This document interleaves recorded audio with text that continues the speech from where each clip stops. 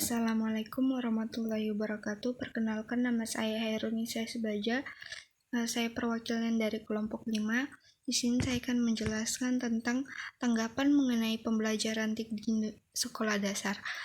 Jadi, teknologi informasi dan komunikasi yaitu suatu teknologi yang digunakan untuk mengelola data, termasuk memproses, mendapatkan, menyusun, menyimpan, memanipulasi data dalam berbagai cara untuk menghasilkan informasi yang berkualitas, yaitu informasi yang relevan, akurat, dan tepat waktu, yang digunakan untuk keperluan pribadi, bisnis, dan pemerintahan juga merupakan informasi yang strategis untuk pengembalian keputusan. Sebagaimana kita ketahui, zaman telah memasuki era globalisasi yang membuka semua pintu jendela wawasan kita tanpa hanya melihat buku, tetapi juga melewati media lain. Pemanfaatan TIK pada era ini dapat meningkatkan mutu pendidikan pula, yaitu dengan cara membuka lembar-lebar terhadap akses ilmu pengetahuan dan penyelenggaraan pendidikan bermutu.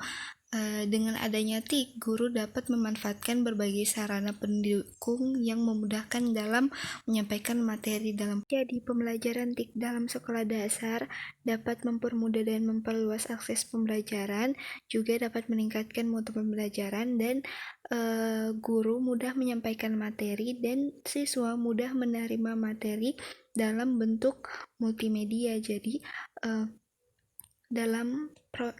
dalam jenjang sekolah dasar, biasanya murid-murid lebih menyukai pembelajaran yang menampilkan gambar. Seperti itu. Untuk jenis-jenis TIK ada internet, komputer, telepon, print, LCD proyektor, dan radio. Perbedaan penerapan pembelajaran TIK di SD pada kelas rendah dan tinggi. Jadi sebenarnya terdapat perbedaan penggunaan TIK di SD kelas rendah dengan kelas tinggi.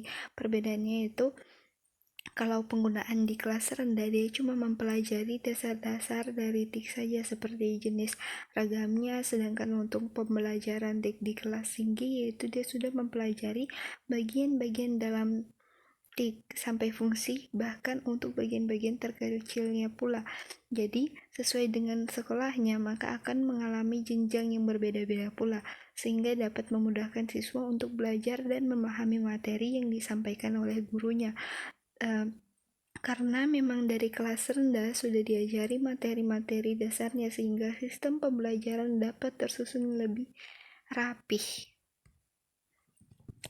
Jadi pentingnya pembelajaran TIK di SD yaitu teknologi dapat membantu sebagai sarana pendukung siswa yang dimana dapat membantu pelajar untuk mencari informasi dan jangkauan yang lebih luas dari berbagai sumber selain menggunakan media cetak. Teknologi juga dapat memudahkan siswa dalam mencari dan menambah akses pembelajaran, misalnya seperti aplikasi-aplikasi yang digunakan sebagai alat bantu siswa dan memahami materi selain yang disampaikan oleh guru di ruang kelas. Yang ketiga, teknologi dapat meningkatkan kemampuan belajar siswa karena saat ini banyak akses-akses ada untuk membantu siswa dalam belajar. Teknologi saat ini menyediakan berbagai materi yang menarik sehingga dapat membuat siswa menjadi lebih nyaman dan tidak membuat siswa menjadi cepat jenuh.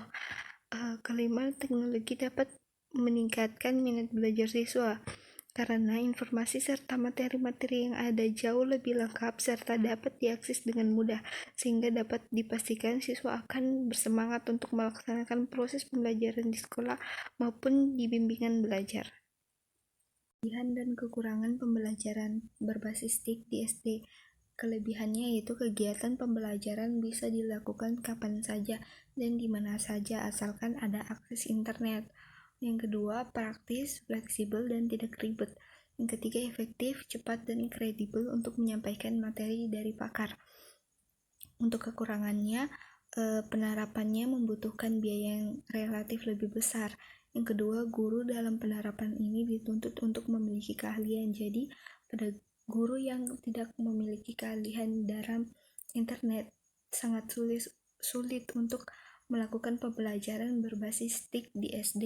Yang ketiga, sulit diterapkan di daerah maju dan pada umumnya berada di pedesaan. Sekian dari saya. Wassalamualaikum warahmatullahi wabarakatuh.